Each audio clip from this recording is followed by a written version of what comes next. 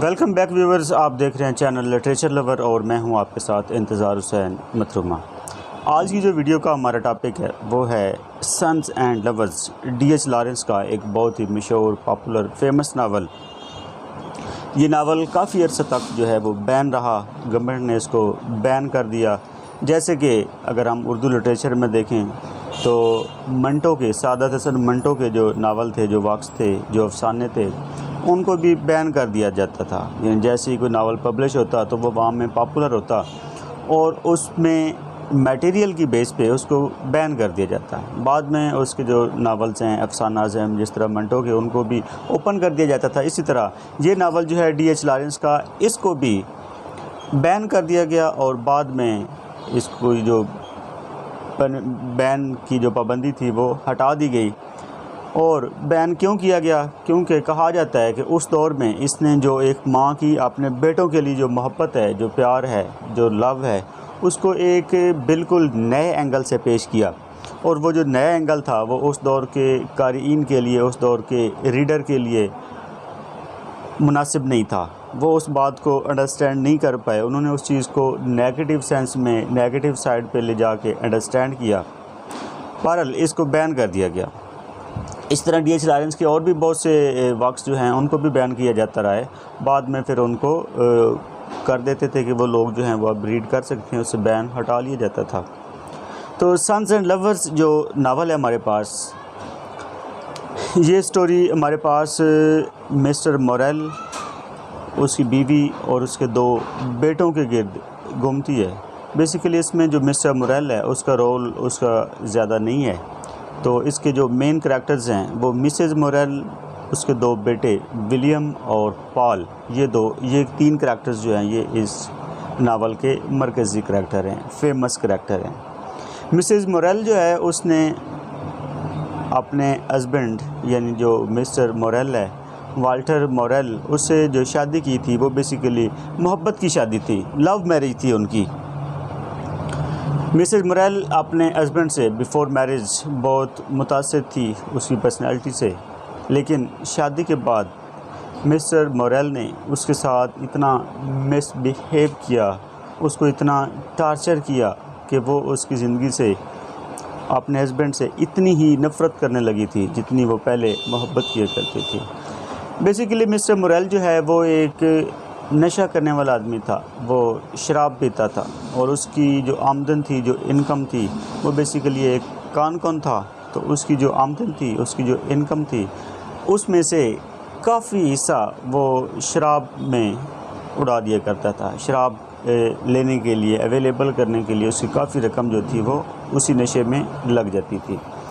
और कहा जाता है, इस नावल के अंदर डिटेल में कहा गया है, बताया गया है कि वो अपनी बीवी को यानी मिसेज़ मोरेल को मारा पीटा भी करता था, जिस्मानी टार्चर करता था, जिसकी वजह से मिसेज़ मोरेल जो है वो उससे मुतनफ़िर हो गई और उसकी सारी तवज्जो अपने बच्चों की तरफ होगी, स्पेशली विलियम और पॉल की तरफ। विलियम जो है वो उनका बड़ा बेटा है और पॉल जो है वो छोटा बेटा है। इनकी अपनी जो विलियम और पॉल हैं, ये अपनी माँ की मोहब्बत की वजह से इनकी ज़िंदगी के ऊपर नेगेटिव इफ़ेक्ट पड़ा, नेगेटिव असर पड़ा, क्योंकि ये लाइफ में, ये ज़िंदगी में किसी भी दूसरी औरत के काबिल नहीं रहे। ये कभी डिसीजन ही नहीं कर पाए कि हम आगे ज़िंदगी में औरत को एज़ अ लाइफ पार्टनर लेकर कैसे चलेंगे। तो ये जो घुटनज़दा माहौल था, ये जो एक ऐसा एनवायरनमेंट था जो कि मिसेज़ मोरेल ने क्रिएट किया था घर में, इसका रिज़ल्ट ये निकला कि उसका जो बड़ा बेटा था वो इसी माहौल की वजह से तंग आकर उसको एक बीमारी लगी और उसी बीमारी की वजह से वो चल बसा। तो ये खबर, ये न्यूज़ मिसेज़ मोरेल के लिए क़यामत ढहा देने वाला फैक्टर था, क़यामत ढहा देने वाला मामला था, मैटर था। वो इससे बहुत ज़्यादा दिल बर्दाश्त हुई, उसके ऊपर बहुत ज़्यादा असर हुआ, नेगेटिव असर हुआ। वो रोती धोती परेशान हाल रही, काफ़ी अरसा उसने ऐसे गुजारा, क्योंकि उसको अपने बेटों के साथ बहुत ज़्यादा मोहब्बत थी और वो उनको किसी भी कीमत पे खोना नहीं चाहती थी। खोना तो क्या, वो उनकी ज़िंदगी में किसी भी दूसरी औरत के लिए भी स्पेस पैदा नहीं करना चाहती थी, लेकिन वो अपने बड़े बेटे को खो बैठी, वो लुकमा अजल बन गया। उसके बाद उसकी जो सारी कंसंट्रेशन थी, उसकी जो सारी अटेंशन थी, वो उसके छोटे बेटे पॉल की तरफ हो गई। तो उसने पॉल के दिल में अपने बाप के लिए नफ़रत कूट कूट कर भरी, क्योंकि वो अपने हस्बैंड से बदला लेना चाहती थी। उसे महसूस हुआ, उसे फ़ील हुआ कि ये बदला लेने का एक बेहतरीन तरीका है कि उसका जो मर्द है, उसके जो बच्चे हैं, उसको उनके अगेंस्ट कर दिया जाए। तो उसने खूब नफ़रत फैलाई बेटे को, यानी पॉल को, कहा कि आपका बाप ऐसा है, ऐसा ऐसा है। वो सारी चीज़ें उसके माइंड में बनती गई, जाती गई, जिससे वो अपने वालिद से यानी अपने बाप से मुतासिर हो गया, मुतनफ़िर हो गया। उसके बाद जो पॉल है, वहाँ पे एक नेबरहुड में एक लड़की थी, एक हमसाया लड़की थी, उसके साथ अटैचमेंट होगी, जिसका नाम मरियम था। मरियम बेसिकली उसके नेबरहुड में रहती थी और एक खूबसूरत लड़की थी। उसको भी पॉल से मोहब्बत थी, प्यार था, लेकिन ये जो मोहब्बत और ये जो प्यार था, ये पॉल की जो माँ थी उसको पसंद नहीं थी। जब उसको पता चला तो उसने इस चीज़ को फेवर नहीं किया, उसने शोर शराबा शुरू कर दिया, क्योंकि वो किसी भी औरत को अपने बेटों की ज़िंदगी में आने की इजाज़त नहीं देना चाहती थी। तो उसकी वजह से नुकसान ये हुआ कि जो पॉल का हालांकि उस लड़की के साथ फ़िज़िकल रिलेशन भी था, लेकिन वो शादी का फ़ैसला ना कर सका। किसी वजह से ना कर सका, अपनी माँ के एटीट्यूड की वजह से, अपने माँ के रिएक्शन की वजह से वो शादी का फ़ैसला ना कर सका। एट द एंड उन दोनों का ब्रेकअप हो गया, क्योंकि वो इस काबिल ही नहीं था कि वो किसी दूसरी औरत के साथ रिलेशन बनाकर उसको एक लॉन्ग लास्टिंग ले जा सके। मेंटली तौर पे वो इस चीज़ के लिए प्रिपेयर नहीं था, क्योंकि उसकी माँ जो थी वो हर मामले में उसको डिक्टेट करती थी। उसके बाद कुछ अर्सा बाद पॉल का एक दूसरी औरत, ये जो दूसरी औरत है ये अच्छी खासी एजिड थी, ये कोई नौजवान लड़की नहीं थी, बल्कि एक औरत थी जो कि अपने हस्बैंड से अलग रहती थी। इसके साथ इंटरफेयर हुआ, इसके साथ इसका तल्लक बना।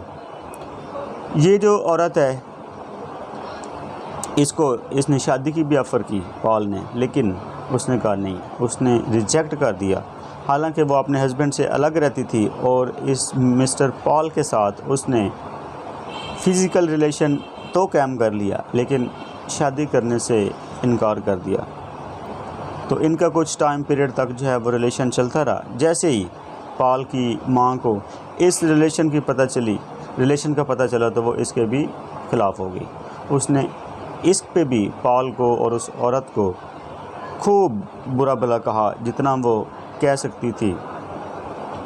इस रिलेशनशिप के ख़त्म होने के बाद पॉल ने डिसीजन किया कि अब वो तन्हा रहेगा, अकेला रहेगा, क्योंकि उसे भी अंदाज़ा हो गया था कि वो अब किसी लड़की के साथ, किसी औरत के साथ नहीं रह सकता। कुछ टाइम गुज़रा, उसकी जो माँ थी मिसेस मोरेल, उसको ब्रेन ट्यूमर हो गया। ब्रेन ट्यूमर में उसकी हालत जो है वो ख़तरनाक हद तक बिगड़ गई। बिगड़ने के बाद एक दिन उसकी हालत को देखकर जो उसका बेटा था पॉल, उसको तरस आया, सिम्पथी आई। पैथेटिकनेस की वजह से उसने अपनी माँ को क्या किया, कैफ़ीन की ओवरडोज़ दे दी। मॉर्फीन की ओवरडोज़ की वजह से उसकी मदर का इंतकाल हो गया, डेथ हो गई। उसकी इंतकाल पर इसको डेफिनेटली बड़ा दुख हुआ पॉल को, लेकिन अब वो इस काबिल नहीं था कि वो किसी दूसरी औरत के साथ रह सके, शादी कर सके, लिहाजा उसने तन्हा रहने का फ़ैसला किया। तो ये थी स्टोरी इसकी। इसमें दिखाया गया है कि कैसे एक औरत की जो मोहब्बत है अपने बेटों के लिए, वो उनको इस हद तक ले जा सकती है कि वो किसी भी दूसरी औरत के साथ रहने के काबिल नहीं रहते, यानी किसी भी औरत को as a life partner, as a wife लेकर चलने के काबिल नहीं रहते। यानी ये जो जैसे वो कहते हैं excess of everything is bad, तो यहाँ पे भी जो एक्सेस है वो बहुत ज़्यादा होनी चाहिए। बहुत ज़्यादा हो तो वो डेफिनेटली कोई ना कोई लॉस जो है वो लाजमी होता है।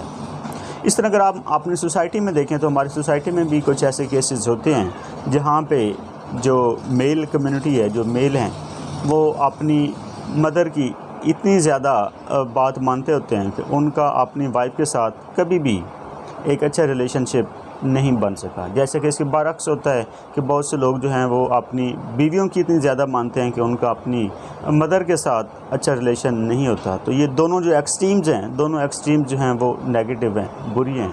दोनों से बचना जो है वो ज़रूरी है। यानी अगर एक्सट्रीम वाली साइड पे, जिस साइड पे भी जाएंगे तो वो सोसाइटी में एक बिगाड़ पैदा करेगा। तो बैलेंस रखना, तवाज़न रखना, ये इंतहाई ज़रूरी है। और इस्लाम में भी बैलेंस के ऊपर, रिलेशन के अंदर तवाज़न रखने के ऊपर बड़ा फोकस किया गया है। तो हमें भी उस हिसाब से जो है वो अपनी ज़िंदगी में बचना चाहिए। असल में अक्लमंद वही होता है जो दूसरी स्टोरीज़ को पढ़कर, जो दूसरे लोगों के तजर्बात को देखकर उससे कुछ सीखे। अगर आपने खुद तजर्बा करके सारा कुछ देखकर सीखा तो फिर आपने क्या सीखा। मिलते हैं अगली वीडियो में, तब तक अपना ख्याल रखिएगा। अल्लाह हाफ़िज़।